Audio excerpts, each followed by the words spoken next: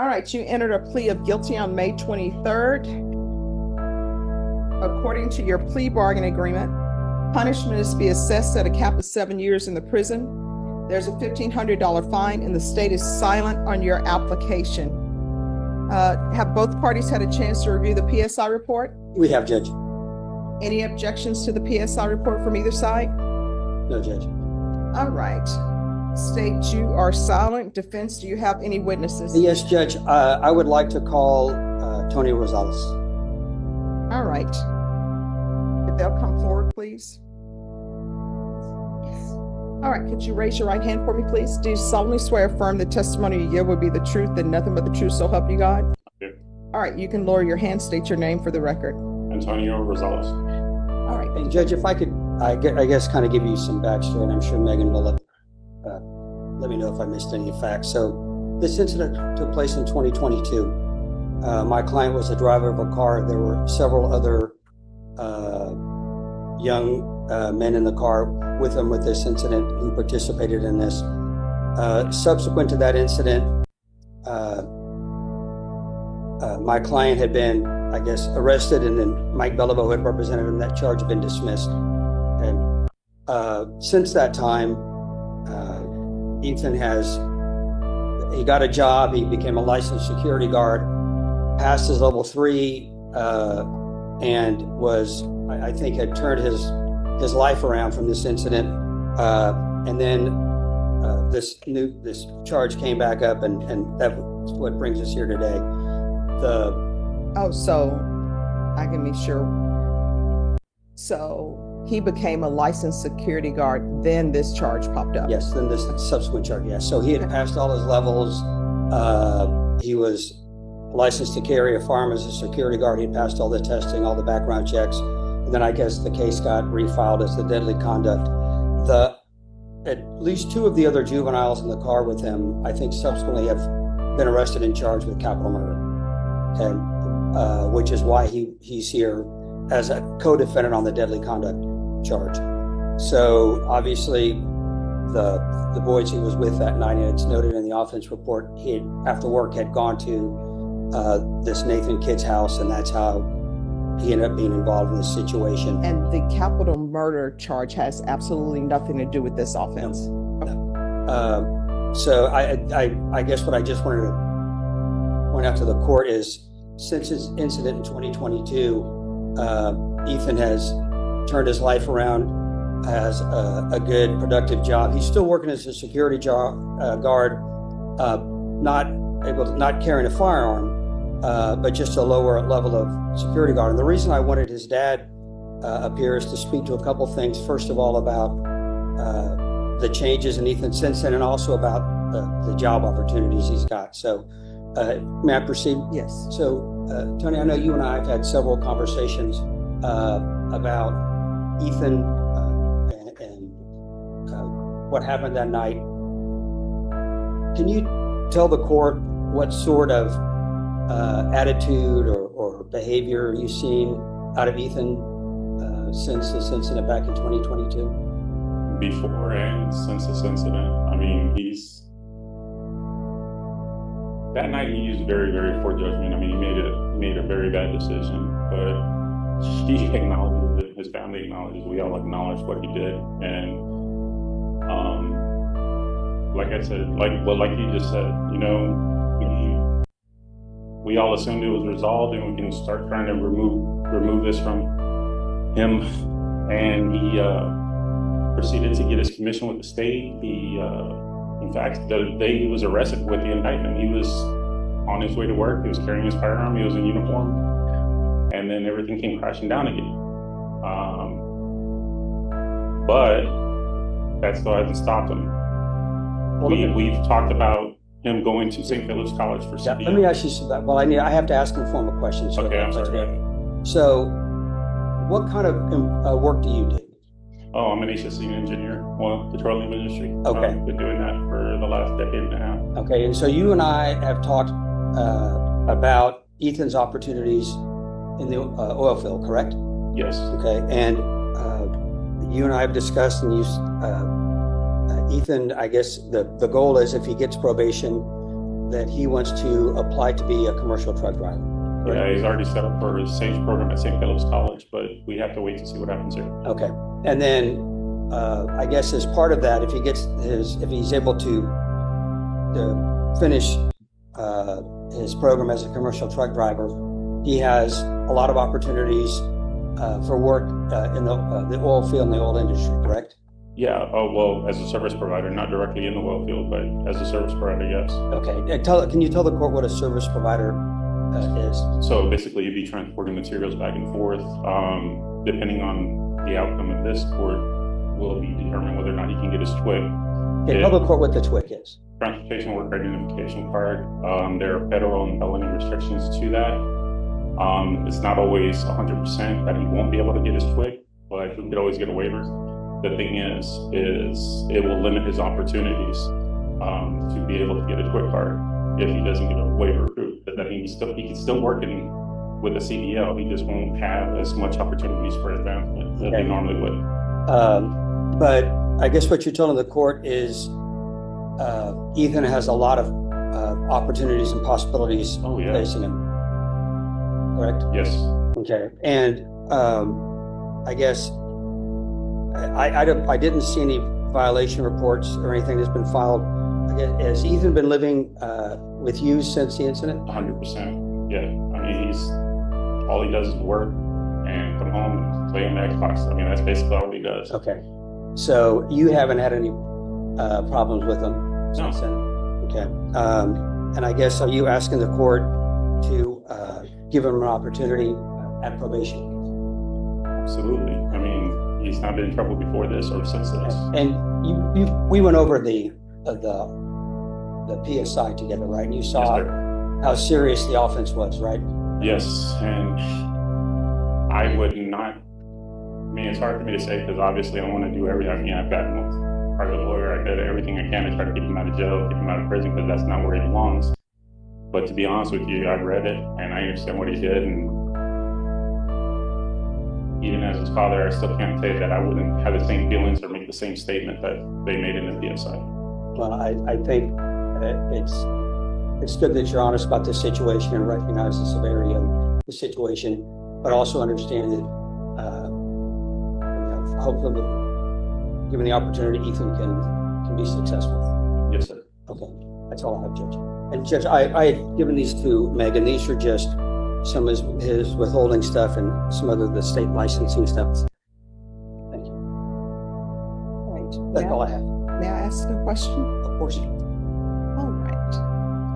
In regards to this incident, was he living with you during this time? Yes. All right. And these people he was involved with, did you know them beforehand? No. If I could clarify a little bit. Sure. So, military, firefighter, paramedic, and then I went into oil field patrolling. But prior to COVID, and actually up past COVID, I worked overseas, Venezuela, Africa, Mozambique. So I was gone quite a bit. So he predominantly stayed with me when I was in country, which was for 3 weeks at a time, every other month. But the rest of the time he stayed with his mother on that side of town. Okay. So yes, he had those friends and everything happened on the west side of town, southwest side of town. I live on going towards Florida off of 181. Since this incident, I've been home 100% of the time. I work in West Texas now. And yes, he lives with me 100% of the time now. So I'm not saying this is an excuse because it's definitely not an excuse. I was absent a lot with him growing up because I was overseas. But it's not an excuse because I was still there every other month and spent a lot of quality time with him. It might not have been quantity, but it was quality time for him to know that this was not what he should have done. But yes, now I'm with him 100%, or rather he's with me 100% of the time. All right. And did he talk to you about this incident? Yes. Immediately thereafter? No, it took some prodding, I mean, more so because he felt when he did break down, you could tell that he was more ashamed of the fact that he did something that he let me down. I not necessarily overbearing, but the military and the firefighter, paramedic, and I've kind of a little bit structured a little bit when I was with my kids, both my kids. And so when he did break down and let me know about everything that happened, obviously, I told him we need to do something about it. And in 2023, when we thought it was going to all be resolved in December, January with Michael, we said, okay, let's get back on track. And we spent the time and paid the money for him to get his commission with the state and, you know, follow and work to the mother's commission as well. And said that if you want to do that, fine. But we need to figure out the job. We need to figure out a career. And so we've been talking about the CDO and him getting with me in the oil field and trying to get away from him. And he has not been with those friends, or well, obviously because they're locked up, but he's not been involved with anybody on that side of town since. All right. Thank you. Any other questions? No, Judge. And I know you're silent, but any questions about? I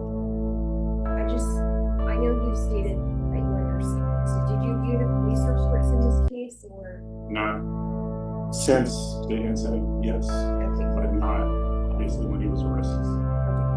So, you understand that your son made an agreement with these individuals. So these individuals told him, hey, this is what we're going to go do. And your son agreed to go with them. You understand that, correct? Yes, And your son did fire his firearm into that house.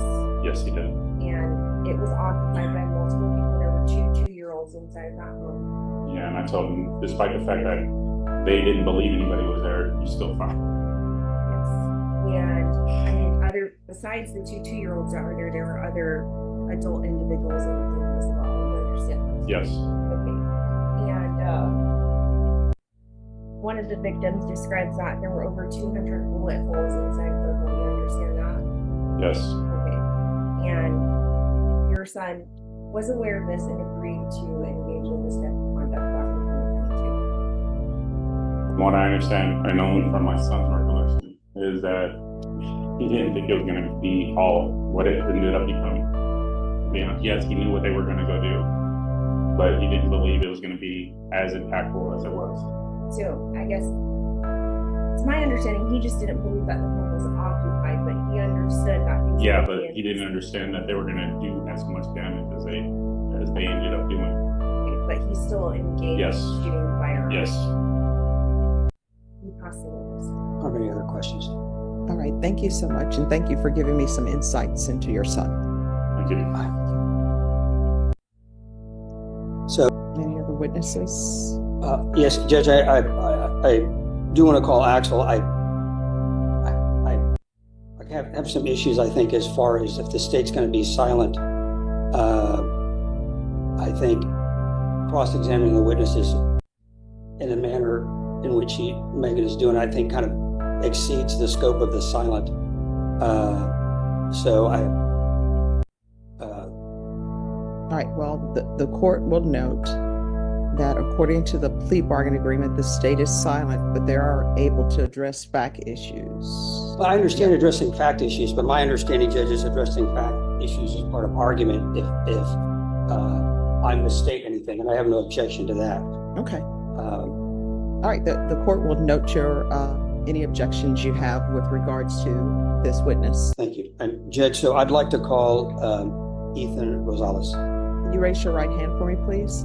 Do you solemnly swear or affirm the testimony you give will be the truth and nothing but the truth, so help you God? Yes. All right, you can lower your hand, state your name for the record. Ethan Rosales. All right, defense, you may proceed. So Ethan, you and I reviewed the PSI, right? Yes, sir. And I guess over the course of my representation, we discussed the incident in question, right? Repeatedly. And we discussed the boys you were with that night, and obviously the path they went on in their life, right? Yes, sir. And they're either, I guess, going to end up in prison for life or on death row, depending on whatever election the state has made. And so that kind of tells you the people you were hanging out with, right? And I know you expressed regret about what happened to the people at when you met with the probation officer. But I guess when you looked over the PSI and you saw who was in that house, right? You understand, I mean, how lucky you weren't here on murder or capital murder charges, right? Yes, sir. So let's talk about your life since the incident. Okay, so I know your dad said after Mr. Belleville got the first charge dismissed, you went out and got your security license, right? Yes, sir. And level 3 is the highest level, correct? There's actually a level 4. Okay. That's private security. Okay. So you took all these tests, you passed background checks, you got a job, and you seem to have your life back on track, right? Yes, sir. And then, of course, this new case came out. So obviously the judge has a decision to make about what happens with your life, right? So if you're given the opportunity at probation, you heard your dad talk about the opportunities you have. Do you think you'll be able to take advantage of those opportunities? Yes, sir. Is there anything else you want to tell the judge about what happened that night, or anything you want to say to the people involved? Yeah, I just want to say I'm sorry. I didn't know who was in there. That doesn't change the fact of my decision that I made that night. But it stopped me a lot from job opportunities and moving forward in life to make more money and just be successful. Okay, but the reason it stopped you is because of the decision you made, right? Yes, sir. Okay. So I guess if given the opportunity, do you think you'll be able to comply with any orders or conditions the judge proposes? 100%. Okay. All right, Doctor. I have nothing further. All right. Any objections to the court asking? No, not at all. Walk me through this.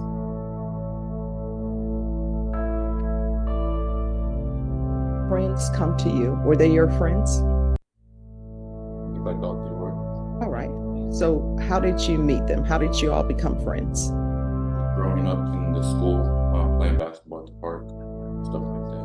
All right. Were these your only friends? I had more friends. All right. So explain to me how this happened. You have some friends who come to you. So they come to you, and what do they say? But that night, Yes. I ended up going to their house and they let me know. All right. So you go to their house. Did they call to you and say, hey, come over, let's have, let's meet? Or how did it come to be that you ended up at their home? I was just getting off of work. I ended up stopping by their house. They let me know. All right. So you stop by their house. I like to do things step by step. So you stop by their house. What do you do when you get there? Are you all playing video games? And so you're playing video games, and tell me how the conversation goes. I guess they had information for somebody who was in that house. Basically, it was down the street, so that's just gets caught up. Well, no. Because I'm trying to figure things out, and I'm trying to figure out what your mindset is. I think your attorney and other people, if somebody comes to them and say, hey, we're playing video games, but come with me. We're going to go shoot up this house. Here's your gun. Let's go shoot up this house. I'm trying to figure out what your mindset was in all of that. So you're playing video games. Were you drinking? Man, All right. So you're not drinking. You're sober. Were they drinking? no. So they're not drinking. They're sober. So how does the conversation go? It was more of a retaliation thing. No. I mean, like, what's the conversation? You're sitting, you're playing video games. Maybe somebody's, talking trash about, you can't win. I beat you. Then what's the next conversation? Hey, there's a person down the street. We don't like that person. We're going to go shoot up their house. We want you to come with us. I'm trying to figure out how the conversation went from you're playing video games. Maybe you all are trash talking to each other about, I'm beating you. You can't win. I trash talk during Mortal Kombat. So you're playing the video game. How does the conversation go? Who says, and if you don't want to name names, you don't have to name the specific names, but who brings up the conversation and says, hey, we have some guns. We're going to go shoot up this house down the street. How does that conversation happen? So I was at work. I got there. We were playing games. They let me know that they had information from. Who's they? So what she's at, what she's trying to get is specific of the conversation. Names. Yeah, who brought it up? Chris. All right, so a conversation starts with Chris. Chris says, what? He had information from somebody else. I didn't ask who. Of whereabouts of somebody that he wanted to retaliate on. All right, so did he tell you why there was this want or need to retaliate against someone? Yes, they had shot him previously, on the timeline. So he tells you, hey, look, somebody shot at me previously, and I've just received information that this person is at this house down the street. Is that how it went? Yes, ma'am. All right, so he tells you that. Then what's the next thing that's said? I was the only one with the car. They basically asked me if we would go. It was more of an impulse decision. No, let's not do basically, because I'm trying to figure out what your mindset is, because I have to make a decision on whether or not to grant your application. So he tells you, I have information on the person who shot me. The person who shot me is at this location. All right. Thank you for imparting that information to me, Chris. So where does the conversation go from there? They asked me if we would go. It was 4 of us. All right, so they're saying, hey, let's go down the street. Now, when they say, let's go down the street, I'm sure it's not, let's go down the street. What was said? They said that we were going to go shoot up the house if we were going to retaliate. All right. And so, did you bring a gun to that location? No, ma'am. I just got off work. All right, so you got off work, you don't have a weapon, and they're saying, hey, let's go down the street and shoot up the house. Yes, ma'am. All right, so where does the gun part come in for you? I mean, they just had guns there, so took one with me. Well, did they say, hey, you take a gun? Or did you just say, all right, let's do this, and you grab a gun on your own? Yes, ma'am. So you grab a gun, they grab their guns. And at no point in this do you say, you know who shot at you previously, let's call the police and let the police know that this person is down the street. Nobody says that. No, ma'am. All right, so you get a gun that's been provided, and you all get in the vehicle, Yes, ma'am. and are you driving? Yes, ma'am. So what happens next? We drove about 2 blocks down the street, and that's where the house was. Okay, so the house is 2 blocks down the street, and what are you thinking as you're driving to this location? It was more of an adrenaline rush, I would say so. And how old were you? 19. All right, so you're 19, you're getting an adrenaline rush, and you drive to the house. And how far was that house from where you were playing video games? Say about 3 minutes, maybe. And nobody thought, so you guys were not going to walk, you're going to drive the 3 minutes. Yes. All right, so you're in the vehicle, you all pull upside the house, then what happens? We all got out, shot the house. You call out? We all got out and shot the house. Okay. All right. And then after you shoot the house, what do you do? We go back to their house. So you get back in the vehicle and you drive back to the home. And does anybody say anything? No, man, it just went back to, I guess, and then go back to normal. All right, so then you go back to playing video games. And at some point, did you leave that house to go home? Yes, ma'am. And did you talk to anybody? No, ma'am, I was pulled over. I can't remember the timeline, maybe an hour, 2 hours after. But yes, there was police in the area. I got pulled over. All right. Any further questions? No, Jim. I just have one question for this. So I guess when you were pulled over, you didn't immediately stop, wasn't that correct? Okay, you ended up in a crash, right? And you're saying that that firearm did not belong to you, you got it from the other people that you were hanging out with? Yes, ma'am, but I did take it with me. Okay, and it was located in your car, right? And then you told police on that day that you threw it out because you didn't want to get caught with it, is that correct? All right, defense. It's just argument, Judge. All right, the court will hear argument. So, Judge, obviously this is a really severe fact pattern. The one thing I would note is I don't think up until this incident, Ethan had any criminal history, and I think since then he's turned his life around. Obviously, I think Megan can make the court aware of the other, at least two of the other boys involved are in jail on capital murder charges. And obviously he was definitely running with the wrong group of boys that night. That being said, obviously he made the decision. He accepts his responsibility for it. He understands what he did and how lucky he is that nobody's dead. What I'd ask the court to consider is since 2022, he's turned his life around. He had and lost a good job, and that's his fault because of the situation he put himself in. But I do think the court can look and see that over 3 years since this incident, he stayed out of trouble. He's, I think, on a good trajectory in life and has a lot of opportunities in front of him. I'd ask the court to consider that obviously there's a bunch of different possibilities the court can consider. Obviously, the most important thing as far as I see is the court grant either regular probation or deferred. Obviously, deferred would be a great opportunity for him moving forward as far as employment. But what I'd ask the court to just consider some form of supervision, just to recognize that in spite of this horrible situation that he got involved in, he's really shown himself to be a different person than he was when he was 19 years old.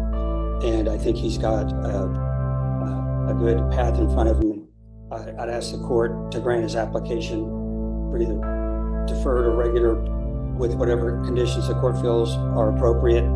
And I think he'll be able to do it successfully. I don't think the court will see him again.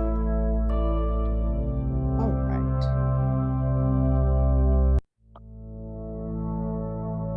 This is a difficult case. And let me just tell you why it's a difficult case.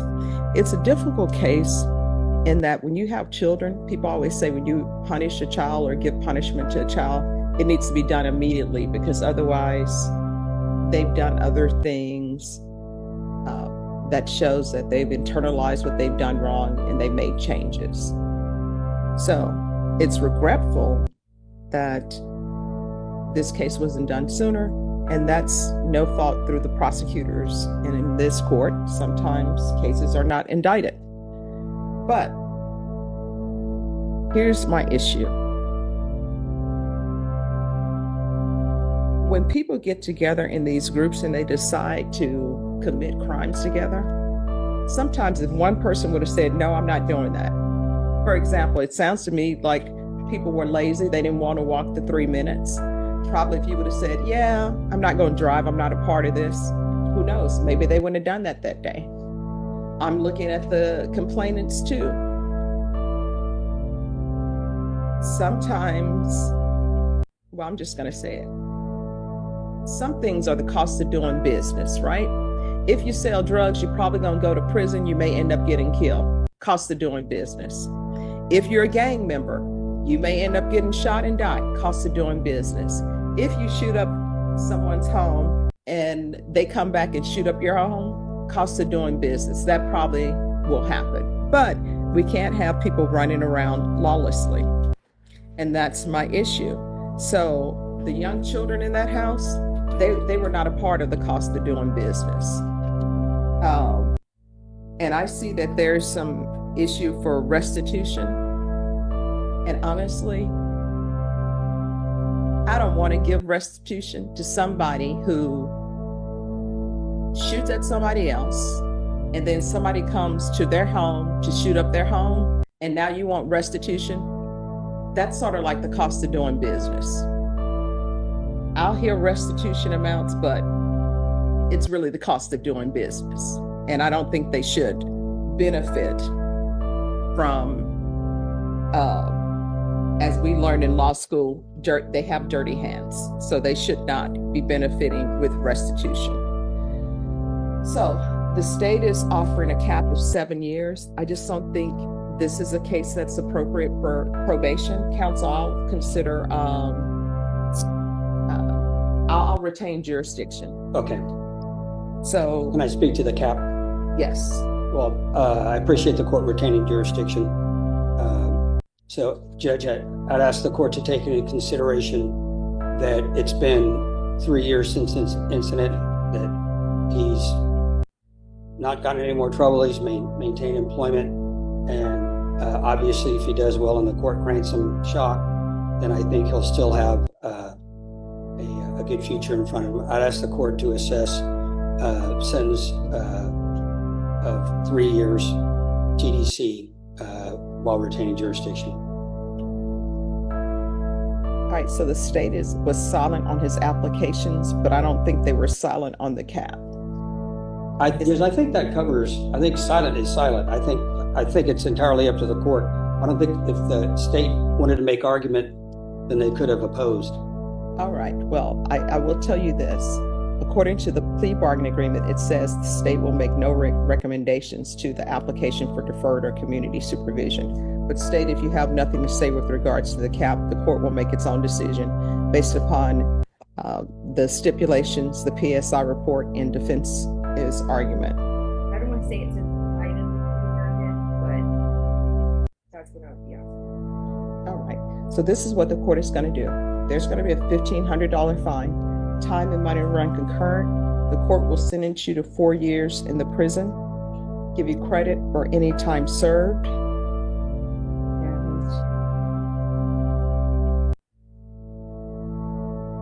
with regards to the restitution, and I'm serious about with regards to the restitution, you really need to come to court with the clean hands. You can't be a part of this life and then want restitution. But state, was there any restitution? They did give an amount to my officer, the homeowner. And that was $15,740.65. But it says that the out of pocket actual expenses are $6,000. All right, so here's the question for the court. Were there any receipts provided to defense counsel? No, Judge, and I guess if we get to a hearing on the motion to shock, I guess we can have a restitution hearing at that time. I mean, it sounds to me like they just provided an amount to Well, here's probation. my question. Were there any receipts? To my knowledge, no, they were not attached to it. Yes. All right. So the court doesn't have any receipts before it with regards to restitution. So, Judge, I guess barring that, I mean, I don't think the court can impose restitution based upon estimates or just generic statements from the complainants. So at this point in time, the court does not have any concrete evidence, not even Have a seat. preponderance of the evidence. The court doesn't even have a preponderance of the evidence for restitution. So at this time, the court is going to say there's $0 for restitution. Is there anything else with regards to sentencing? No, Judge. All right, did you review the document entitled Trial Court Certification of Defendant's Rights to Appeal with your attorney? Did you understand it and sign it? All right, because this is a plea bargain agreement, because I followed your plea bargain agreement, and because you waive your right to appeal, you do not have the court's permission to appeal. Because this is a felony conviction, you're not allowed to own or possess any weapons or ammunition. If you have a question over what a weapon or ammunition is, you'll need to speak to an attorney. Do you understand? All right, off the record, here's the thing. If you strongly want the court to consider perhaps giving you shock probation, you had better show me something that you are doing while you are in custody at the prison. Do you understand? All right, good luck to you. If there's any victim impact statement, Is there a victim impact? nope.